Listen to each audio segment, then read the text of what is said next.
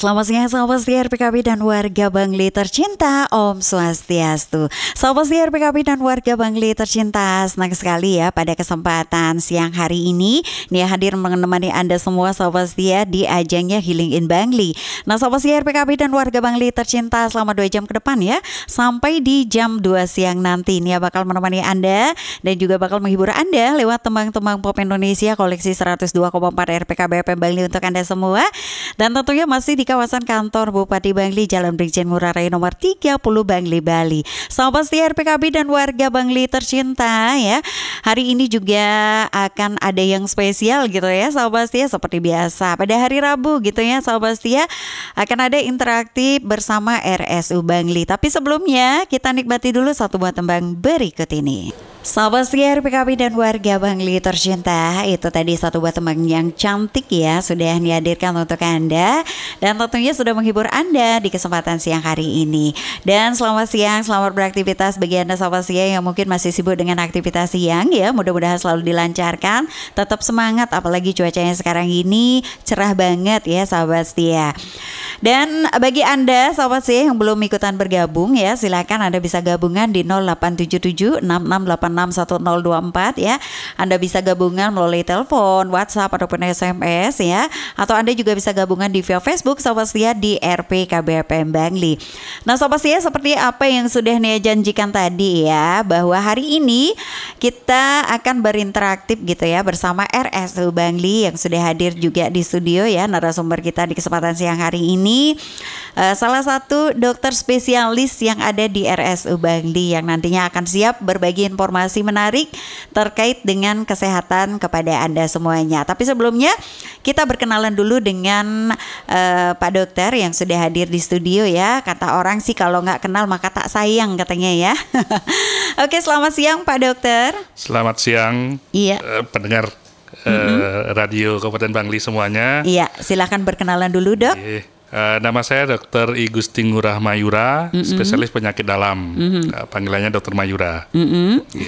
Dan Pak Dokter asalnya dari mana Dok? Saya asli Bangli, saya dari Penatahan, Susut Bangli. Cuman lahir besarnya di Belantih, Kintamani. Iya, berarti 2 tempat nih sudah dikuasai banget nih sama Pak Dokter ya.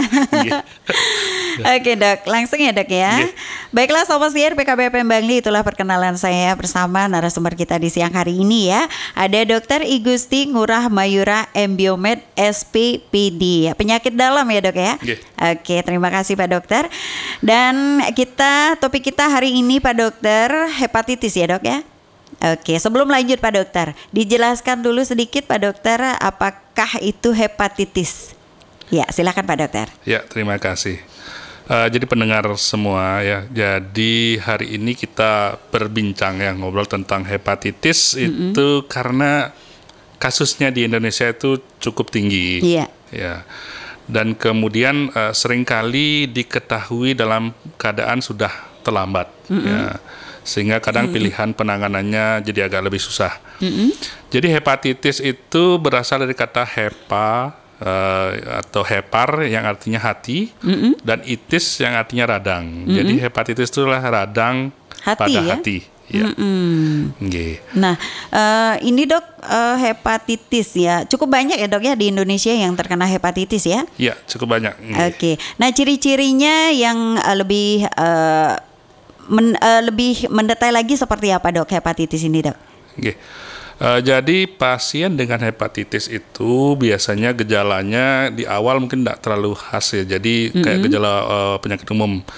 Jadi ada yang badannya lemas, kemudian bisa mual, muntah, bisa demam.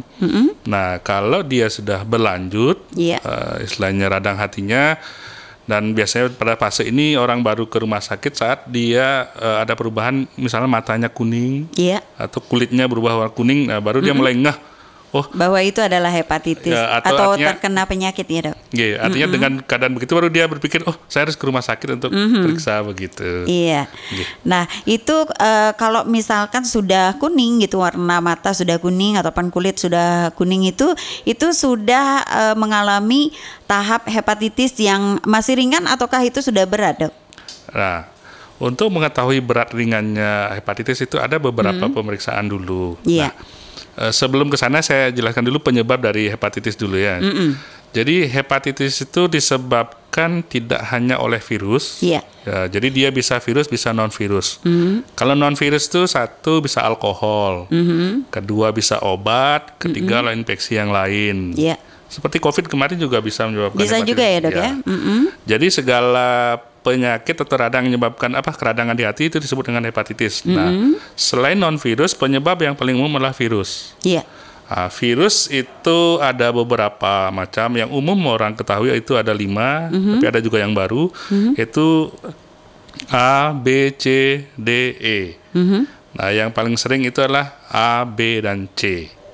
Nah, itu seperti apa dok? Dijelaskan dulu deh. Oke. Kalau yang A itu, istilahnya perbedaannya adalah, kalau yang A itu dari sisi penularan itu berbeda ya. Kalau yang tipe A itu penularannya istilah medisnya feko-oral. Jadi bisa melalui makanan yang tercemar oleh virus hepatitis. Kemudian kalau B dan C itu melalui darah dan cairan tubuh. Itu bisa melalui hubungan seksual, bisa melalui jarum suntik, ataupun melalui transfusi dari darah yang tercemar oleh virus hepatitis. Iya. Ya. Nah kemudian dia kalau kita ketemu pasien yang sudah dengan mata kuning itu kita salah satu kecurigaan kita adalah gangguan di hati. Nah kita akan lakukan pemeriksaan kira-kira penyebabnya apa ini? Iya. Apakah virus ataukah non virus? Nah ini walaupun dia terkena hepatitis ini karena virus ataupun non virus itu mata dan juga kulitnya itu berubah kuning juga dok? Sama. Iya. Okay. Karena terganggu fungsi hatinya. Salah satu istilahnya yang di metabolisme di hati itu ada namanya zat bilirubin. Nah kalau itu terganggu, nah itu yang menyebabkan kenapa berwarna kuning. Kuning ya dok? Ya di awal akan mulai di putihnya mata ini di sklera. Iya. Lama-lama baru akan ke badan. Ke badan ya dok. Jadi kalau kita ketemu pasien dengan begitu, kita akan lakukan pemeriksaan, membuktikan dulu kira-kira penyebabnya apa. Apa ya dok ya. Tapi tidak semua mata kuning dan juga kulit kuning boleh dibilang terkena hepatitis atau gimana dok? Tidak juga. Tidak ya. Oke. Jadi penyakit yang menyebabkan gangguan di metabolisme bilirubin itu keluhannya bisa kuning. Nah kalau selain hepatitis itu penyebabnya bisa karena batu di empedu bisa. Iya. Kalau ada keganasan atau kanker di pankreas itu juga bisa. Bisa ya. Ya. Pokoknya kalau itu sampai mengganggu metabolisme dari bilirubin akan kuning. Iya. Ya. Oke. Kuning itu mulai dari yang ringan sampai yang kuning sekali gitu. Iya. Ya. Okay. Cuman yang paling umum salah satunya adalah hepatitis. Iya. Nah, lanjut dok. Nah, kemudian kita akan lakukan pemeriksaan, membuktikan dulu penyebabnya kira-kira apa. Ya, salah satunya penanda virusnya. Jadi kalau kita curiga hepatitis, yang paling umum dilakukan adalah pemeriksaan hepatitis B dan C. Iya. Jadi kita periksa namanya istilah medisnya HBsAg untuk hepatitis B dan anti HCV untuk hepatitis C. Iya. Nah, di beberapa tempat itu ada kejadian luar biasa, penyakit kuning yang bisa menyerang murid SD atau beberapa kejadian sempat di Kintamani juga ada. Kalau di luar itu di Jawa Timur itu ada, jadi kejadian luar biasa bisa sampai 1.000 orang itu kena. Iya. Ya, itu umumnya biasanya hepatitis A. Hepatitis A ya. Ya. Nah itu karena apa itu dok? Kok bisa terkena hepatitis A berbanyak seperti itu dok? Oke. Kalau hepatitis A, dia penularannya melalui oral, feko-oral. Jadi yang akan berkaitan dengan itu adalah satu higiene. Higiene itu kemudian karena dia masuk melalui oral, melalui makanan, jadi mungkin makan yang tercemar, bisa saling berbagi, bisa jadi bisa ya, makan tercemar, bisa airnya yang tercemar begitu, atau bisa misalnya ada di feses begitu di kotorannya yang tercemar. Karena higienenya tidak baik, nah jadi mencemari makanan, nah itulah dimakan bersama-sama misalkan, nah, itu bisa kena gitu. Oke dok. Nah ini yang kalau yang itu tadi yang virus ya dok ya? Ya. Oke. Kalau yang non virus dok? Ya, umumnya kalau kita melakukan pemeriksaan kemudian tidak ketemu ini ternyata hepatitisnya negatif, tetapi klinisnya secara klinis gejalanya dia jelas. Iya. Nah, baru kita akan melakukan dugaan yang lain. Salah satunya alkohol. Iya. Ya, karena itu juga bisa menyebabkan radang di hati. Yang kalau kerusakan hatinya lumayan itu juga menyebabkan kuning juga. Iya, perokok juga ya dok ya? Rokok secara langsung tidak ya, dok, ya? Tapi faktor risiko bisa. Ya. Okay. Nah, jadi setelah kita dari gejalanya kita lihat ini kira-kira hepatitis apa tidak. Nah, setelah ketemu itu kita cari dulu penyebabnya. Setelah ketemu penyebabnya kita lihat seberapa parahnya. Iya. Tingkat keparahannya. Jadi ada beberapa pemeriksaan lanjutan yang kita akan lakukan. Contohnya kalau kita curiga hepatitis, kemudian ketemu dia memang hepatitis positif, entah itu B atau C, kita akan lakukan mulai dari yang paling awal tuh pemeriksaan namanya USG. USG untuk melihat keadaan hatinya. Gitu. Nah, kemudian yang lebih lanjut lagi ada pemeriksaan lanjutan lagi yang namanya fibroscan. Ataupun kalau kita curiga hepatitisnya ini sudah berkembang menjadi yang lain, menjadi penyakit yang lebih berat, bisa kita lakukan pemeriksaan lanjutan yaitu CT scan abdomen namanya. Jadi perutnya di CT scan. Itu salah satu kalau kita curiga misalkan ini sudah menjadi ke kanker hati. Iya. Nah itu bisa berkembang menjadi kanker ya dok ya? Oke dok. Nah kalau untuk hepatitis itu tadi hepatitis A ya sudah dibahas ya dok ya. Nah untuk hepatitis B-nya dok, dijelaskan dulu sedikit dok. Hepatitis B itu dia penularannya melalui darah dan cairan tubuh. Jadi orang-orang yang berisiko kena adalah satu, ibu yang bisa menularkan ke anaknya. Kedua, orang-orang yang menerima transfusi darah. Tapi zaman dulu mungkin kejadiannya lebih sering. Kalau sekarang kan sudah di screening dulu hepatitisnya di darahnya sehingga kemungkinan terkena itu lebih sedikit. Makanya boleh atau tidaknya untuk menyumbangkan darah ya dok ya? Ya itu salah satunya. Jadi kalau dia sudah ada hepatitis ya tidak disarankan untuk donor ya.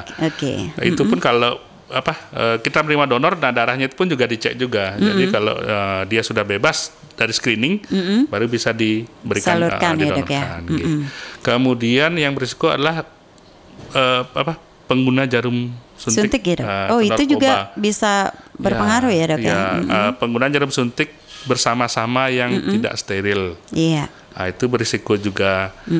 Namanya orang misalnya pada pecandu narkoba begitu, namanya orang sakau, ingat begitu, kadang ke sterilitas itu dilupakan, kurang diperhatikan ya. Yang penting dapat aja begitu. Nah itu lebih berisiko dia. Nah ini macam-macam daripada hepatitis ini lumayan banyak ya dok ya. Ada hepatitis A, hepatitis B. Ini sampai hepatitis apa nih dok? E ya dok ya. Nah kalau untuk yang C sekarang dok. Nah dijelaskan dulu sedikit dok. Kalau di hepatitis C itu mirip sama hepatitis B. Jadi penularannya juga sama melalui darah dan ya dok. Cairan tubuh ya. Kalau ciri-ciri tertentunya gimana dok? Mirip sama sama seperti hepatitis B ya? Iya sama. Kemudian yang D juga? Kalau yang D dia istilahnya dia nempel dengan hepatitis B dia. Ya, jadi ada istilahnya dia sudah kena hepatitis B, baru dia ada kemungkinan untuk kena hepatitis D. Oh gitu ya dok ya? Dia agak beda dia karakternya dia. Melalui hepatitis sama dengan hepatitis B, melalui darah dan cairan tubuh. Kalau yang E, baru dia mirip dengan yang A. Jadi lewat makanan ya. Makanan ya dok ya. Nah yang A itu kelebihannya adalah dia bisa obatnya tidak ada. Jadi dia sembuh oleh daya tahan tubuhnya, daya tahan tubuh sendiri ya. Sistem imunnya akan menyembuhkan. Itu bisa sembuh dok? Ya, bisa sembuh total ya. Sembuh ya. Kemudian kecuali memang ada beberapa kasus yang dia menjadi berat, ada, tapi umumnya dia biasanya sembuh bisa sendiri. Sembuh ya? Sehingga pengobatannya istilahnya suportif saja dia. Nah ini gejala-gejalanya nih dok, yang umum dah dok, gejala-gejala hepatitis ini. Nah keluhannya itu seperti apa sih dok bagi penderita hepatitis ini? Apakah merasakan sakit atau bagaimana dok? Pertama dia akan mengeluh secara umum dulu, dia akan mengeluh badannya lemas, kemudian mual, bisa muntah, kemudian bisa demam, bisa mengeluh agak tidak nyaman di perutnya. Perut ya dok ya? Ya itu gejala awalnya.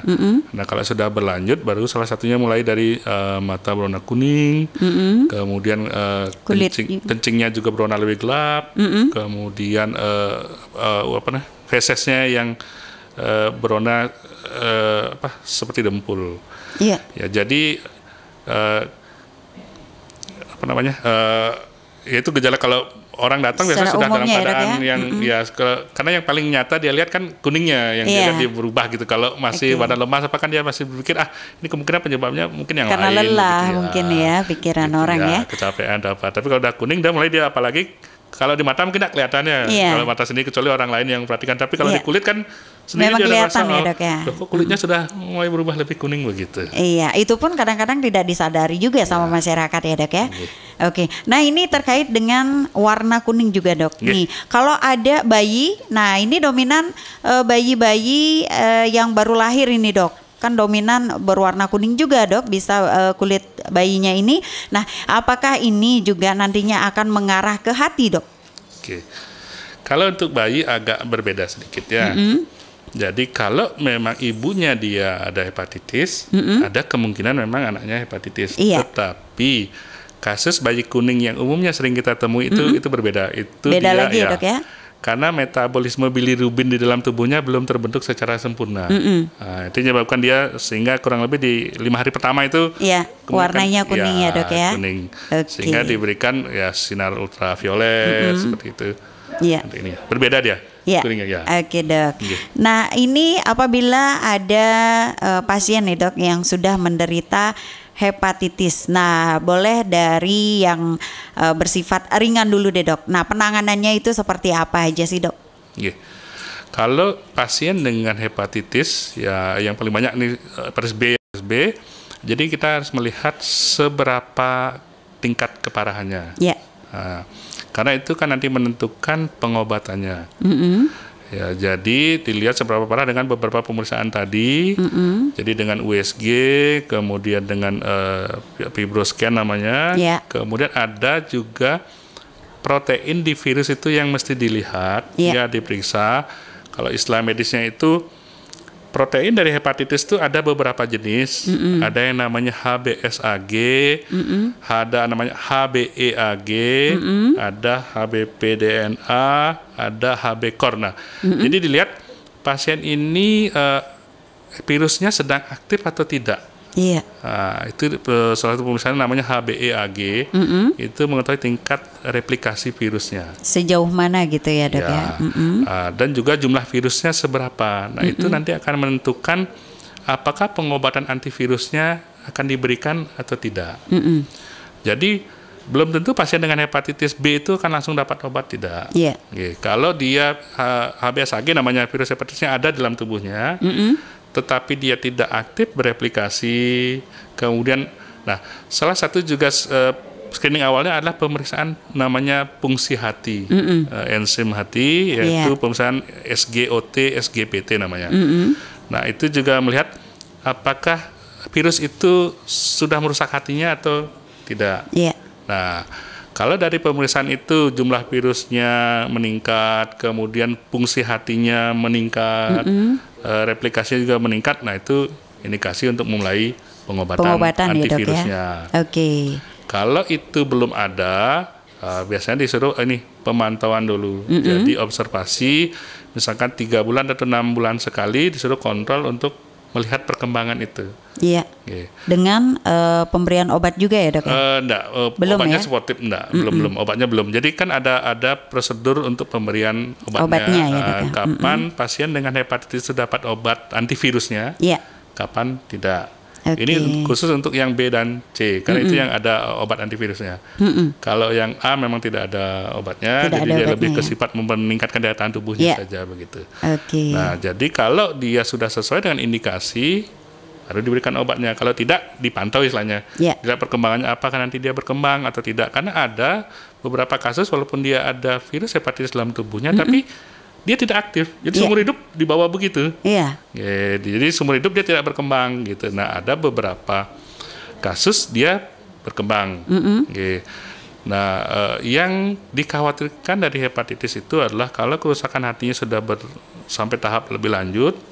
Nah, itu dia bisa berkembang menjadi pengerasan hati namanya. Jadi sirosis hepatis. Ataupun dapat berkembang menjadi kanker hati. Itu sudah ke tahap lanjut ya, Dok, ya? Tahap lanjut, jadi komplikasinya sudah akan banyak. Dan boleh dibilang kalau hepatitis ini bisa mematikan juga ya, Dok, ya? Bisa. Apabila itu dibiarkan ya. Oke dok. Nah ini flashback sedikit ke ibu, penularannya itu dari ibu ke bayi dok. Nah ini apakah penularan ini bisa terjadi hanya karena golongan darah yang sama atau bagaimana dok? Oke. Ya, ini juga keunikan hepatitis itu seringkali ditemukan tidak sengaja. Ya, nah karena kasusnya tinggi pada ibu hamil, sehingga kebijakan pemerintah adalah setiap ibu hamil mau melahirkan itu wajib di screening hepatitis B. Ya dok ya. Nah, sehingga beberapa kasus kita temukan tidak sengaja, jadi artinya memang tidak ada keluhan apa, tapi pas dia hamil periksa ternyata positif, kena. Iya. Nah, bagi pasien ibu hamil dengan hepatitis yang positif itu ada beberapa pengaturan khusus. Jadi juga ada pemeriksaan lanjutan seperti tadi untuk melihat apakah ibu ini sudah harus diberikan obat antivirusnya atau tidak. Kalau dari kriteria yang tadi itu, dari jumlah virusnya, kemudian dia replikasinya aktif, kemudian sudah merusak hati, itu diberikan. Diberikan biasanya setelah minggu ke-26 kehamilan. Karena dianggap setelah 26 minggu itu organ-organ tubuh bayinya itu sudah terbentuk dengan sempurna. Baik, ya. Dimulai pengobatan. Nah, jadi biasanya disarankan untuk melahirkannya pun di rumah sakit. Rumah sakit ya dok ya. Kalau cara melahirkannya itu sebenarnya masih bisa, artinya normal masih bisa, operasi juga bisa. Cuman meminimalkan kontak darah antara ibu dengan bayi. Si bayi ya dok ya. Dan juga untuk bayi juga ada misalnya perlakuan khusus juga. Jadi satu, dia mesti dapat vaksin, ya vaksin untuk 24 jam pertama itu vaksin hepatitis B. Iya. Untuk nah, bayinya. Itu nggak mesti berarti golongan darahnya si ibu itu sama dengan si bayi ya dok ya? Tidak melalui golongan darahnya. Iya, karena tidak melalui golongan darah ya dok ya? Jadi justru pada proses melahirkannya. Persalinannya itu dok. Iya, oke. Nah menarik sekali dok, tapi kita jeda dulu sejenak ya dok ya. Kita akan kembali setelah satu buah lagu berikut ini. Ya sobat siar PKB dan warga Bangli tercinta, ya satu buah tembang lagi sudah hadir ya ke tengah ruang dengar Anda. Dan pastinya Anda sudah semakin bersemangat di siang hari ini.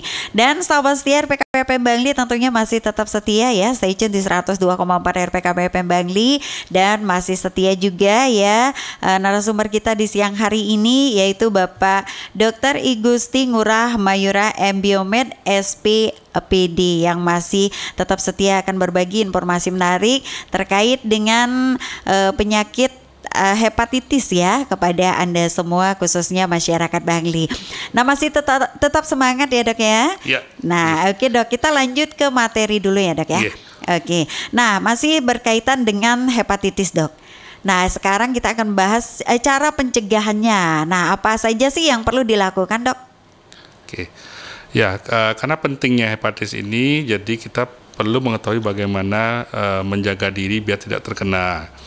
Jadi yang pertama mulai dari kecil, dari bayi, jadi pastikan kita semua sudah mendapatkan vaksin hepatitis ya, B. Ya. Jadi dari program pemerintah yang baru bisa diberikan sekarang untuk hepatitis adalah vaksin hepatitis B. Dan itu pun untuk anak. Itu pemerintah yang menanggung biayanya, dan sehingga kan itu sudah program pemerintah, jadi dilakukan semua memang sudah mendapatkan. Kalau untuk dewasa itu masih mandiri istilahnya, jadi bayar kalau mau melakukan vaksin hepatitis. Jadi itu satu, pastikan untuk bayi semua mendapatkan vaksinnya. Nah yang kedua, seperti tadi, karena berisiko bagi orang tertentu, jadi satu, jagalah higiene. Higiene tubuh, kemudian higiene makanan, itu yang perlu dijaga. Kemudian tidak berganti-ganti pasangan karena dia bisa menular melalui hubungan seksual. Kemudian tidak jarum suntik yang steril digunakan ya. Untuk mengurangi risikonya jangan sampai menggunakan jarum suntik yang sudah terpakai ya dok ya. Gitu. Itu dan untuk ibu-ibu jadi wajib screening hepatitis B untuk mencegah penularan ke bayi ya dok ya. Oke. Nah untuk vaksin itu sendiri dok, apakah ada batasan waktunya nih dok? Kalau misalkan sudah umur berapa gitu tidak layak untuk diberikan vaksin hepatitis atau bagaimana dok? Sampai umur berapa sajakah ini vaksin hepatitis ini dok? Oke. Ya. Jadi yang pertama kita akan diberikan vaksin itu saat masih bayi, yaitu 3 kali, ada rentang waktunya. Nah kemudian setelah dewasa apabila kita ingin melakukan vaksinasi lagi hepatitis B, biasanya kita diperiksa dulu, dicek apakah kita sudah memiliki kekebalan terhadap hepatitis atau belum. Iya. Sudahkah ada anti HBC AG namanya. Jadi sudahkah tubuh kita memiliki antibodi terhadap hepatitis? Jadi kalau sudah dan dinilai masih aktif, masih bagus, ya mungkin tidak perlu ya. Tapi kalau kita belum memiliki itu, memang perlu. Ya, jadi untuk batasan usia itu tidak ada. Ya, tidak ada batasan. Jadi kalau sudah dewasa itu mau, cuman biayanya ya sendiri, itu aja bedanya. Iya. Ya, jadi boleh dilakukan ya. Oke. Nah, untuk penanggulangan terhadap pasien yang terkena hepatitis yang sudah tahap lanjut nih, Dok. Nah, ini biasanya seperti yang sudah dokter sampaikan tadi, ini ya cukup berbahaya ya, Dok ya, dan bisa dapat menyebabkan kematian dan juga kanker ya, Dok ya.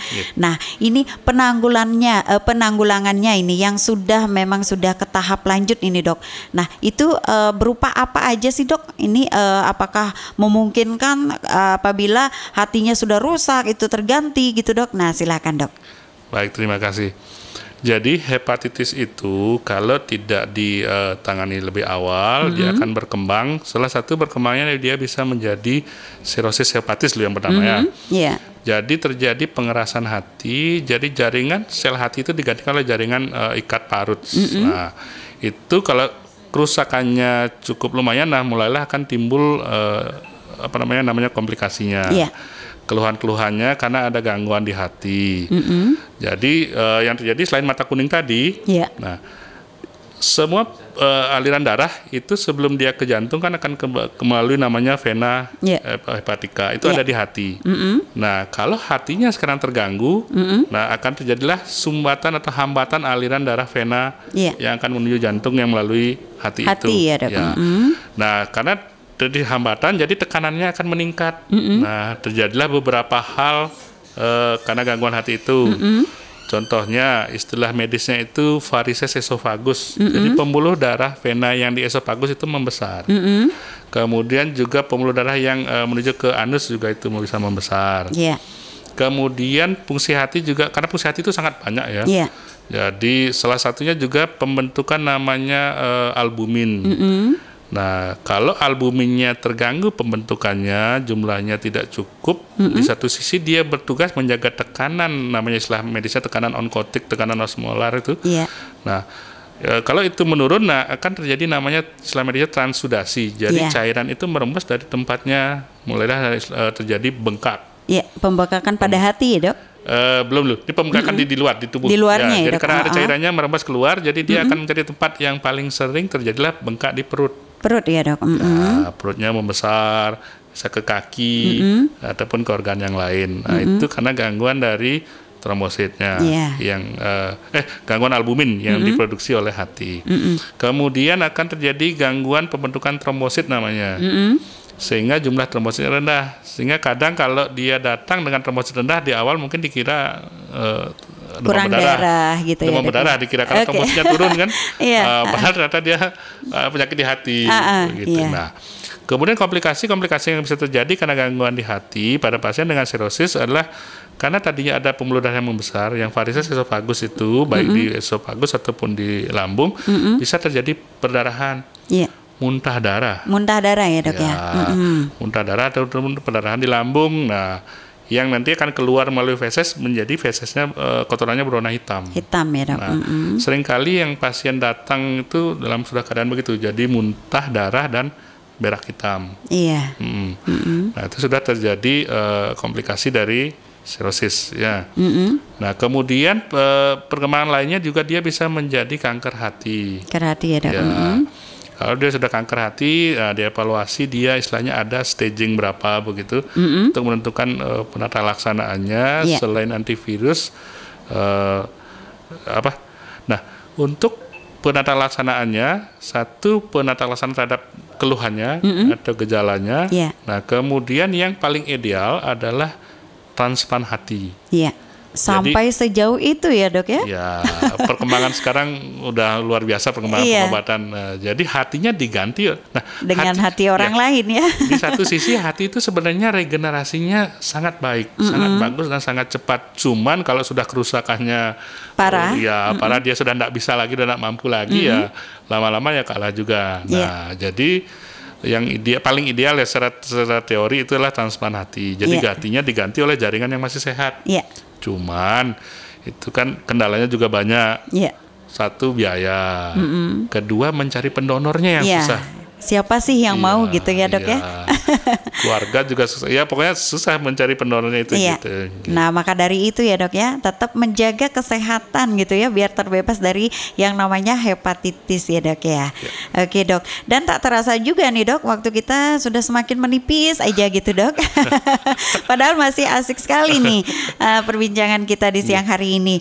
Oke dok. Nah sebelum kita closing dok, mungkin Pak Dokter ada yang mau disampaikan dulu nih kepada masyarakat ya, demi menekan yang namanya jumlah hepatitis kepada masyarakat, khususnya masyarakat Bangli dok. Silakan dok. Oke. Baik, terima kasih untuk pendengar semua. Jadi untuk hepatitis ini ada beberapa hal yang harus kita atensi lebih ya, lebih kita perhatikan. Mulai dari sebelum kena, saat kena. Jadi ya kalau sebelum kena, satu pastikan bahwa Anda, kita semua, terutama yang anak-anak itu sudah mendapatkan vaksin ya itu satu wajib, karena apalagi itu sudah disediakan oleh pemerintah, jadi kan tidak bayar apa itu wajib ya. Nah, yang kedua, hindari perilaku yang bisa menularkan virus hepatitis. Kemudian jaga kesehatan diri dan pola hidup. Ya, kalau sudah terkena ya segera ke rumah sakit atau ke pelayanan kesehatan untuk pengobatan yang lebih awal sesuai dengan tingkat keparahan penyakitnya. Nah, ada lagi dok mau disampaikan ke masyarakat? Ya, itu aja Gih. Oke. Dan pola sehatnya juga ya dok ya, pola hidup sehat. Wajib. Iya, benar-benar memang harus diperhatikan ya dok ya. Karena ini juga hepatitis ini ternyata banyak sekali jenisnya ya dok ya. Tidak hanya hepatitis A ataupun B, ternyata sampai hepatitis E gitu ya dok ya. Saya juga baru tahu nih dok. Bahkan ada kemarin kejadian unik jadi disebut hepatitis misterius. Nah, itu seperti apa dok? Jadi gejalanya dia hepatitis, setelah dilakukan pemeriksaan kemungkinan penyebabnya tidak ketemu. Nah, ini jadi gimana nih dok? Masih disebut dengan hepatitis unknown origin, jadi penyebabnya belum diketahui, tapi gejalanya gejala hepatitis gitu. Nah, itulah perkembangan ilmu itu sangat dinamis ya. Mungkin ketemu penyebabnya apa begitu. Tapi saat ini masih ada beberapa penyakit yang belum bisa diketahui dengan jelas penyebabnya apa. Oke dok. Nah dok, terima kasih banyak ya dok ya sudah memberikan informasi ya terkait dengan hepatitis. Nah tentunya ini sangat berguna sekali bagi masyarakat ya, khususnya masyarakat Bangli, dan yang belum mengetahui juga pentingnya vaksin hepatitis seperti itu dok. Mudah-mudahan sudah menyadarkan masyarakat juga ya, terutama bagi para ibu-ibu yang mungkin memiliki bayi ya, agar segera memberikan vaksin pada anak-anaknya ataupun mengantarkan anak-anaknya ke tempat-tempat pelayanan kesehatan untuk diberikan vaksin hepatitis ini ya dok ya. Terima kasih dok sudah berbagi informasi kesehatan. Terima kasih juga. Baiklah sahabat setia RPKB dan warga Bangli tercinta, itulah bincang-bincang saya bersama Bapak Dr. I Gusti Ngurah Mayura Embiomed SPPD yang sudah memaparkan langsung ya, dan panjang lebar tadi sudah disampaikan apakah itu hepatitis, dan juga ternyata hepatitis itu tidak hanya hepatitis A dan juga B saja, tetapi juga sampai hepatitis E. Nah ini perlu dan penting sekali untuk diperhatikan ya bagi masyarakat, khususnya masyarakat Bangli, agar benar-benar memperhatikan pola hidup ya, membiasakan pola hidup sehat pada diri sendiri, pada keluarga gitu ya sahabat setia. Jangan lupa juga untuk memperhatikan kebersihan di lingkungan Anda demi keluarga tercinta, demi diri Anda juga ya sahabat setia. Baiklah sahabat setia RPKB dan warga Bangli tercinta, tetap stay tune di 102,4 RPKB FM Bangli, karena Nia masih bersama Anda sampai di jam 2 siang nanti.